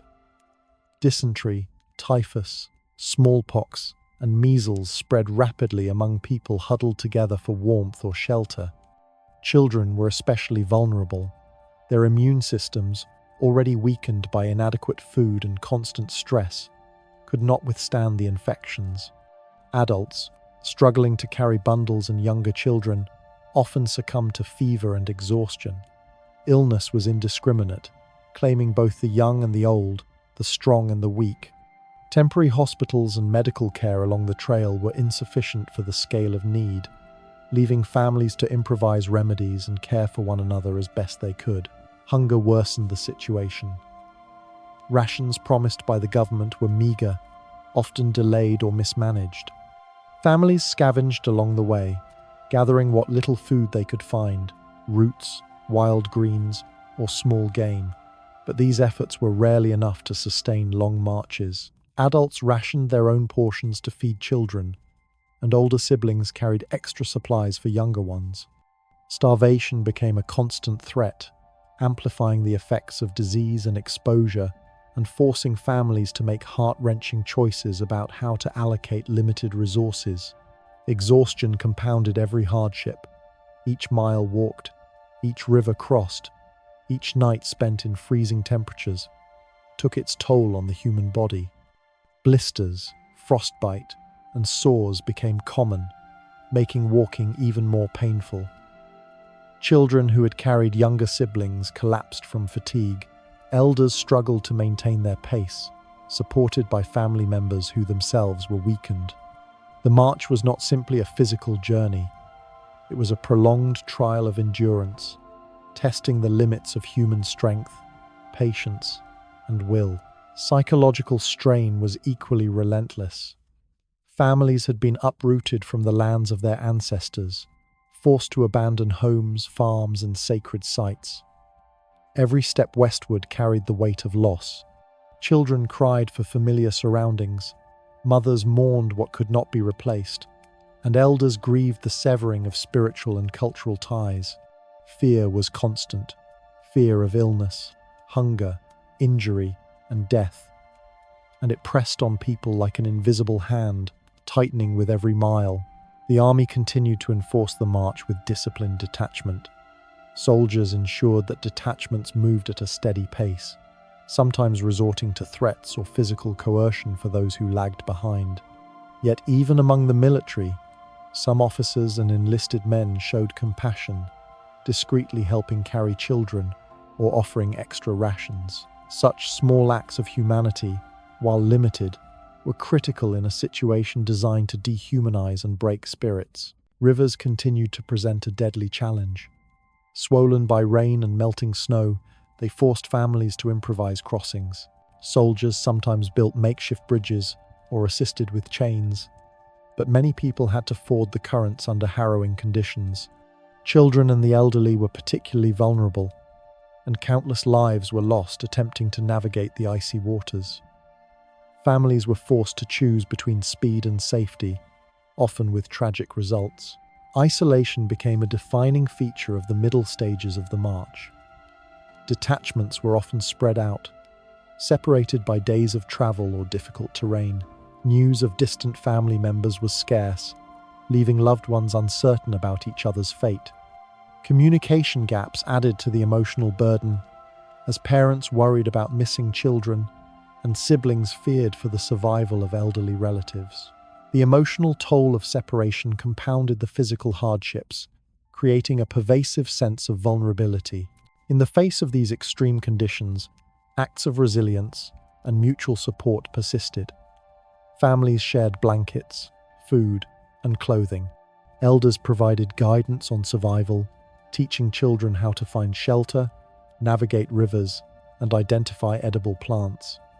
Communities improvised shelters from branches, blankets, or abandoned structures. Even amidst despair, the Cherokee demonstrated resourcefulness and courage, finding ways to sustain life and maintain dignity in circumstances designed to strip both away. Stories of endurance during these middle stages are striking. Parents carried children for miles, ensuring they could keep pace with detachments. Elders offered wisdom and encouragement, reminding younger members of cultural practices and survival strategies. Children often stepped into roles of responsibility, carrying bundles or assisting weaker family members. These acts, small and quiet, were essential to the survival of families and detachments alike. Despite these efforts, the death toll mounted. Disease, exposure, and starvation continued to claim lives. Families watched as siblings, parents, or children succumbed to illness or fatigue. Bodies were sometimes buried along the trail, hastily or informally, with little ceremony. Grief was constant, a shadow that accompanied every step. Even those who survived the physical hardships were marked by trauma and loss, their memories of the march forever shaped by the suffering they endured. The cultural impact of the march became increasingly apparent. Sacred sites, burial grounds, and ceremonial spaces were left behind, abandoned for the uncertain Western lands. Language and traditions, once reinforced through community gatherings and education, were interrupted as families and detachments became scattered. Even everyday practices, farming, cooking, and childcare were disrupted, forcing people to adapt to an environment that offered little familiarity or stability. The Trail of Tears was not just a physical relocation, it was a profound cultural dislocation, eroding community structures and traditional ways of life. Amidst the suffering, the Cherokee demonstrated resilience in ways that were subtle but vital. Shared meals, improvised shelters, and collective care for the sick sustained people through the worst conditions. Stories, songs, and prayers offered emotional sustenance, preserving fragments of culture and identity. These moments of endurance were acts of defiance in the face of dehumanization, asserting the continued existence of a community under siege. Pause here and reflect. How do communities maintain cohesion and identity when every step threatens life, culture, and memory? How do families continue to care for one another when survival itself is a constant struggle? The Cherokee, in these middle stages of the Trail of Tears, endured not only physical hardships, but the profound loss of home and heritage, a test of human resilience that is almost unimaginable today. As the march pressed further west, the Cherokee began to glimpse the faint outlines of the land that was to be their new home. Yet the sight of distant hills and rivers offered little comfort. The journey had already taken a devastating toll, and the final stages proved to be among the most grueling. Exhaustion, disease, and hunger had accumulated, leaving detachments weakened and fragile. Each step toward the Western Territories was a testament to human endurance under circumstances designed to break both body and spirit. By the time detachments approached the Mississippi River, the sheer scale of loss became painfully evident. Families who had started the journey intact were now fragmented, with members left behind in temporary camps or along the trail. The death of children, parents, and elders was pervasive, leaving survivors with the emotional weight of grief on top of the physical strain. The river itself became a symbol of both hope and despair, a barrier to freedom for some, a path toward uncertain survival for others. Crossing the Mississippi was one of the most dangerous challenges yet. Swollen with winter rains, the river presented currents strong enough to sweep away the unprepared. Many families had to construct makeshift rafts, guided by soldiers or fellow Cherokee. Children clung to parents as they were ferried across. Elders, too weak to walk, were carried or transported on improvised sleds. Despite careful planning, the river claimed lives, and families were forced to mourn and continue almost immediately, as delay meant further risk from exposure and hunger. Food scarcity reached its peak in these final stages. Detachments had exhausted most of their meager supplies, and foraging became increasingly difficult in unfamiliar territory. Adults rationed whatever remained, often going without themselves to feed children. Hunger sapped energy and slowed progress, while the cold intensified its effects. Every meal became a negotiation between survival and the limitations of what the land could provide. Malnutrition left people more vulnerable to disease and injury, amplifying the tragic consequences of the long journey. Disease continued to ravage detachments. Typhus and dysentery remained constant threats. Smallpox outbreaks flared sporadically, and frostbite disabled many. The Army's medical assistance was minimal. Makeshift care relied heavily on the knowledge and resourcefulness of Cherokee families. Parents and elders improvised treatments, wrapped frozen limbs, and tried to comfort the sick. Despite these efforts, death was constant, and each loss compounded the emotional trauma of those still marching. The psychological toll intensified as the journey drew closer to the Western Territories. The realization that home had been permanently lost weighed heavily on the survivors.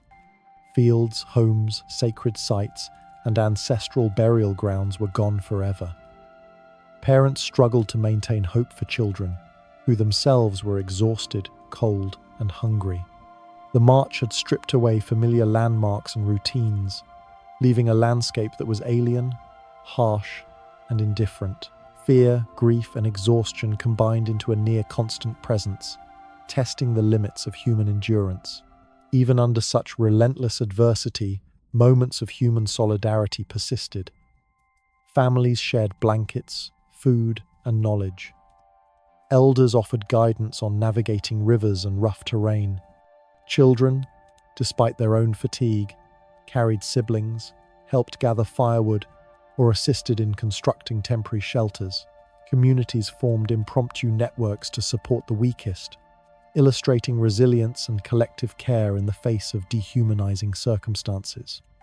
These small acts, though often invisible to outsiders, were vital for survival. Stories of perseverance emerged in these final days. Parents carried children for miles across icy streams. Neighbors assisted the sick in constructing temporary shelters. Elders led prayer and song, maintaining fragments of cultural continuity despite displacement. These quiet acts of endurance were central to survival, demonstrating the remarkable strength of ordinary people under extraordinary conditions. The Trail of Tears had become more than a forced march. It was a testament to human courage, ingenuity, and the will to live. As detachments approached the Western Territories, the landscape slowly changed. Forests thinned, and open plains began to appear. Rivers became navigable, and streams offered occasional respite for drinking water. Yet the change in scenery did little to ease the suffering. The ground was unfamiliar, the climate different, and the land sparsely settled. Families were forced to adjust to a new environment while still managing exhaustion, disease, and grief. The relief of arrival was tempered by the uncertainty of what awaited them. The army continued to enforce progress with discipline and detachment. Soldiers remained vigilant, ensuring detachments did not fall behind. They monitored river crossings, maintained order during rest stops, and managed scarce supplies. While some soldiers exhibited small acts of kindness, the march itself remained harsh and unyielding. The Cherokee were expected to keep moving, regardless of weather, fatigue, or grief, underscoring the relentless nature of the removal process. Cultural loss was particularly apparent in these final stages. Sacred items, ceremonial tools, and everyday objects had been left behind, either because they were too heavy or because survival demanded speed over sentiment. Elders and parents mourned the loss of these items, understanding that they symbolized not only material possessions, but connections to ancestors and traditions. Children, though resilient, began to grasp the enormity of their displacement, feeling the weight of cultural disruption alongside physical hardship. Despite these challenges, acts of courage and solidarity continued to define the march. Communities huddled together during freezing nights, shared meager rations, and comforted one another in grief. Elders offered lessons and stories to maintain cultural continuity. Children, adapting rapidly to the harsh conditions, took on responsibilities that exceeded their years. These moments of endurance, though small in isolation, collectively sustained detachments and allowed families to survive the final miles toward the Western Territories. The emotional toll remained relentless. Families arrived at temporary Western camps, but conditions were harsh, with minimal shelter and limited supplies.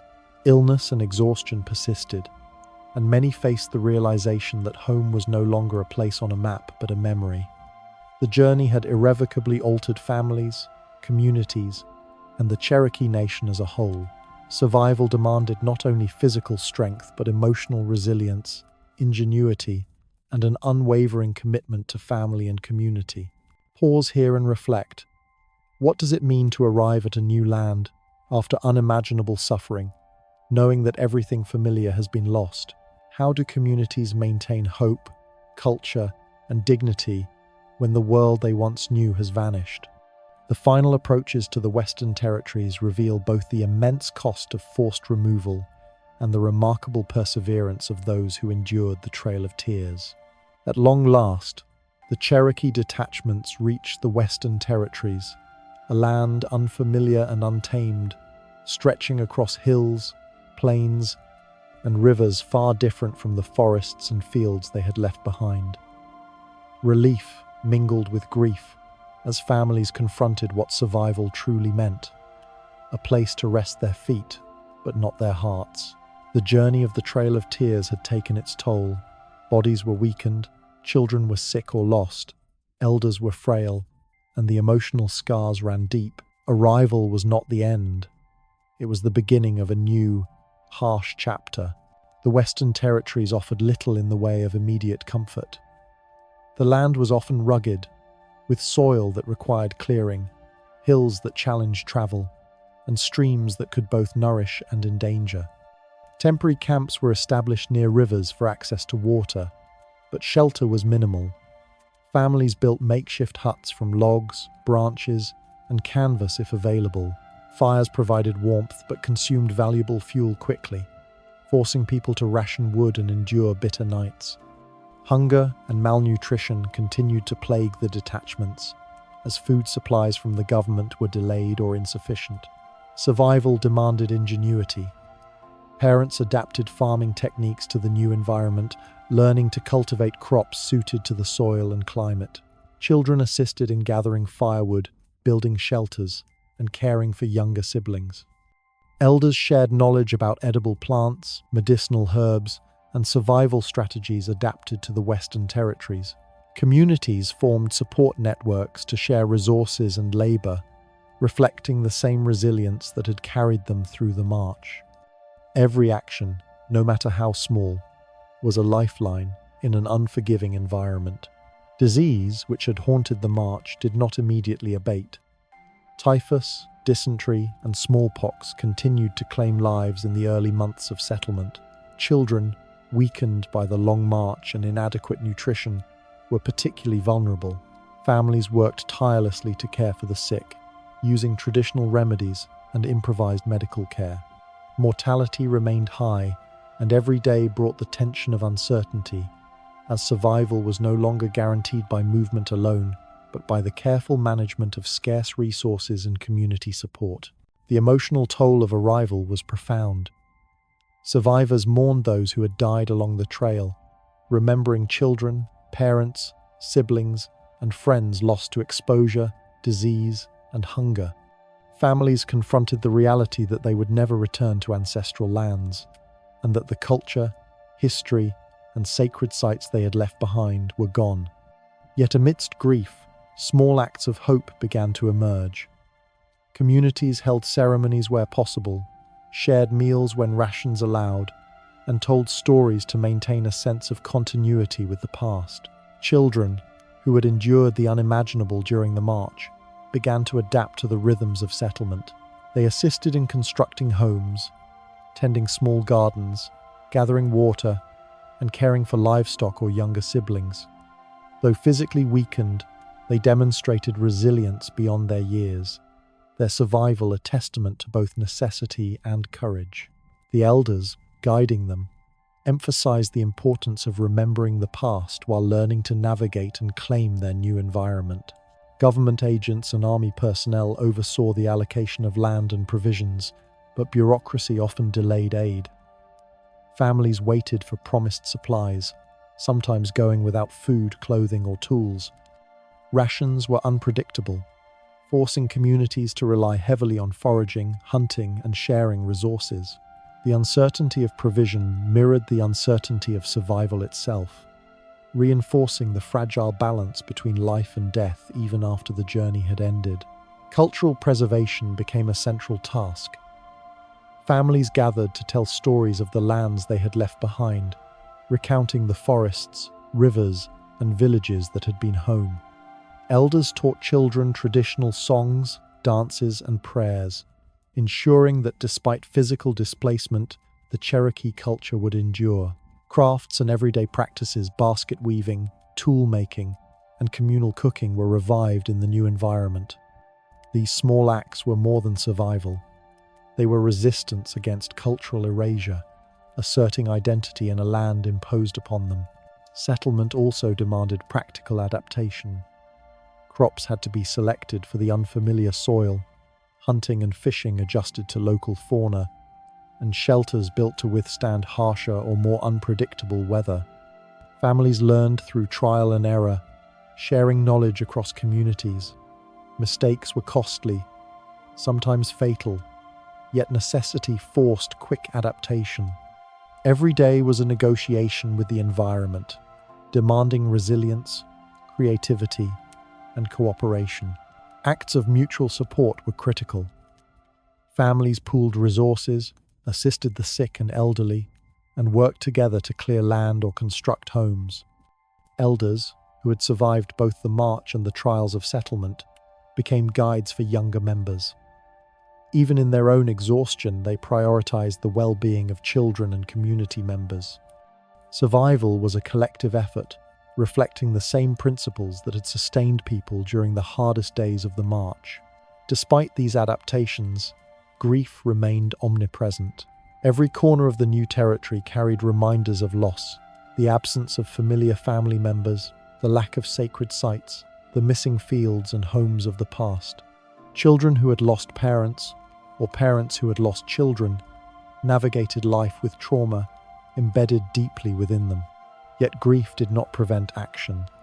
It became intertwined with resilience, motivating families to rebuild homes, plant crops, and create a sense of stability amidst uncertainty. Over time, small victories offered glimmers of hope. Crops began to take root, shelters provided adequate protection, and some children regained strength lost during the march. Social and spiritual activities resumed where possible. Communal gatherings, religious ceremonies, and storytelling reinforced bonds, allowing families to reclaim some sense of normalcy. These successes, though modest, were significant markers of human perseverance, illustrating the capacity to rebuild even after profound displacement and suffering. The Western Territories, though harsh and alien, gradually became home, not in the sense of familiarity, but as a place where life could continue. Survivors adapted to the land, creating communities that balanced survival needs with cultural preservation. Children grew up knowing both the trauma of displacement and the resilience of their families, carrying forward lessons of endurance, community, and identity. The Trail of Tears had inflicted unimaginable suffering, yet it had also revealed the depth of human perseverance. Pause here and reflect. How do families rebuild after such loss, when home has been transformed into memory and survival demands every ounce of strength? How do communities maintain identity and cohesion when every familiar landmark has vanished? The Cherokee of the Western Territories began a slow, painful process of rebuilding physically, emotionally, and culturally, illustrating the extraordinary resilience of those who survived the Trail of Tears. As the Cherokee began to settle more permanently in the Western Territories, the full weight of the Trail of Tears continued to shape their lives. The journey had left deep scars, physical, emotional, and cultural, and rebuilding was a slow, painstaking process. Survivors faced the dual task of creating a livable environment in unfamiliar land while preserving the traditions, language, and identity that the forced migration had sought to erase. Every action, from planting crops to telling stories, was an act of both survival and resistance. Communities began to re-establish social structures that had been disrupted by removal. Families rebuilt homes, cleared fields for crops, and organized themselves into neighborhoods that mirrored the social patterns they had left behind. Elders assumed central roles, guiding both practical survival and the preservation of cultural knowledge. Children, who had witnessed the horrors of the march firsthand, learned skills essential for living in the new environment while absorbing the stories and lessons of their ancestors. The community became both a lifeline and a repository for memory, ensuring that the past would not be forgotten even as life continued. Cultural preservation was critical.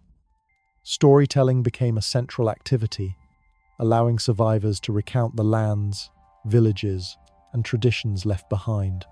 Songs, dances, and religious ceremonies were revived whenever possible, asserting continuity in the face of disruption. Crafts and traditional skills, basket weaving, tool making, and clothing were adapted to the resources of the new territories. Even modest gatherings took on profound importance, reinforcing bonds and fostering a sense of identity amid displacement. Each act of preservation was a quiet rebellion against the forces that had sought to dismantle Cherokee culture. The trauma of the Trail of Tears extended across generations. Children who survived the march carried the memory of loss, hunger, and exposure, shaping their view of the world and their community. Adults struggled with grief over lost family members and ancestral lands, balancing mourning with the pressing demands of survival. Emotional scars were often invisible, but they manifested in storytelling, communal rituals, and the transmission of resilience and caution to younger generations. The march was not just an event of the past. It became a living part of Cherokee identity, influencing decisions, traditions, and community bonds for decades. Economic adaptation was another significant challenge. The Western Territories offered little immediate security, and families had to learn to farm unfamiliar soil, manage livestock, and construct durable shelters with limited tools and materials. Trading networks were gradually rebuilt, connecting Cherokee communities to one another and to nearby settlements. Despite the trauma of displacement, survivors demonstrated remarkable ingenuity, developing strategies to sustain themselves and create stability for future generations. Every successful harvest, every functioning household, was a testament to endurance and adaptability. Health remained a concern long after the march ended. Malnutrition, disease, and injuries sustained during the journey continued to affect survivors. Children who had been weakened by the march grew more slowly and faced higher vulnerability to illness. Elders who had endured frostbite, exhaustion, and disease struggled to maintain strength. Communities relied heavily on traditional medicine, herbal remedies, and collective care to compensate for limited medical infrastructure. Survival became an ongoing negotiation with both physical health and the challenges of adaptation to new land. Despite these hardships, the Cherokee maintained a remarkable degree of cohesion. Community structures, shared rituals, and collective labor reinforced bonds that had been tested during the march. Families assisted each other in clearing fields, constructing homes, and tending to the sick. Social gatherings, storytelling sessions, and religious ceremonies created continuity with the past, preserving cultural identity even amid displacement. The ability to maintain these practices reflected both resilience and determination, transforming survival into a form of cultural defiance. Education and transmission of knowledge became central to long-term recovery. Elders taught children about traditional practices, survival skills, and the history of the Cherokee people. Stories of the Trail of Tears itself became lessons in endurance, caution, and the importance of community solidarity. Knowledge of farming techniques, hunting strategies, and herbal medicine was passed down to ensure that younger generations could thrive in the Western Territories. Education was not only practical, it was a bridge between the trauma of displacement and the promise of continuity. The memory of the Trail of Tears remained vivid, shaping collective identity and influencing relationships with the surrounding environment. Survivors marked graves, told stories of the journey, and remembered the places left behind. Memory served as both a source of grief and a guide for resilience, teaching younger generations the importance of perseverance, community support, and cultural preservation. These recollections became embedded in the collective consciousness of the Cherokee, influencing how families approached life, survival, and social organization. Religious and spiritual practices played a critical role in recovery. Ceremonies, prayers, and rituals helped individuals and communities process grief, maintain cultural continuity, and find hope in a new environment. Spiritual leaders and elders guided families through mourning while encouraging adaptation and resilience. The ability to maintain faith and ritual, even after such profound trauma, reinforced the Cherokee identity and provided a framework for understanding and enduring hardship. As the years passed, the Western Territories gradually became home, though the sense of loss never fully disappeared. Survivors built villages, farms, and communities that reflected both adaptation and continuity. Children born in the new land learned from elders about their heritage and the events of the Trail of Tears. Cultural traditions persisted, shaping identity and community cohesion despite displacement. The resilience demonstrated by these communities illustrates the profound capacity of humans to endure suffering while rebuilding both life and cultural continuity. Reflection on the Trail of Tears reveals the enormous cost of forced displacement. Thousands of lives were lost, families were fragmented, and cultural continuity was threatened. Yet, amidst the tragedy, acts of endurance, mutual support, and ingenuity ensured survival. Communities adapted to harsh new environments, preserved cultural knowledge, and taught future generations the importance of resilience. The story of the Cherokee after the Trail of Tears is one of both loss and extraordinary perseverance. Pause here and reflect. What does it mean for a community to survive when everything familiar has been taken? How do cultural memory, family bonds, and shared resilience allow people to rebuild in the wake of unimaginable suffering? The Trail of Tears is more than a chapter of history. It is a testament to the human capacity for endurance, adaptation, and the preservation of identity in the face of overwhelming adversity. Even today, the legacy of the Trail of Tears resonates. Descendants of the survivors carry forward the traditions, stories, and resilience of those who endured the march. Commemorations, historical research, and cultural preservation efforts continue to honor the suffering and strength of the Cherokee. The physical and emotional scars of the journey remain part of collective memory, reminding us of the costs of injustice and the extraordinary courage of ordinary people. The story of the Trail of Tears is a reminder of both the fragility and strength of human life. It teaches us about the consequences of political decisions, the endurance required to survive extreme hardship, and the role of community in sustaining life and culture. While the physical journey ended with arrival in the Western Territories, the emotional, cultural, and spiritual impacts continue to shape generations. The resilience of the Cherokee people, forged in the crucible of forced removal, remains a testament to the power of survival, adaptation, and hope.